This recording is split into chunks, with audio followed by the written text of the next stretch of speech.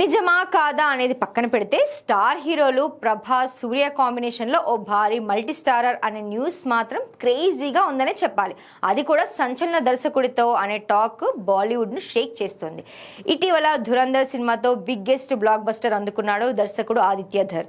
దీంతో అతని next project ఏంటనే చర్చ జోరుగా జరుగుతోంది. నిజానికి ఆదిత్య ధర్ ఎప్పుడో అశ్వత్థామ అనే భారీ ప్రాజెక్ట్ అనౌన్స్ చేశాడు.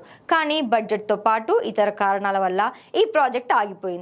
ఈలోపు ధురంధర్ సినిమాతో బాక్సాఫీస్ దగ్గర దుమ్ము దులిపేశాడు.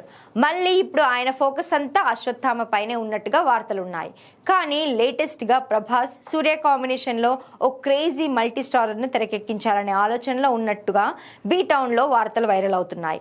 అంతేకాదు ఈ project high voltage action entertainer గా ఉండబోతుందని టాక్.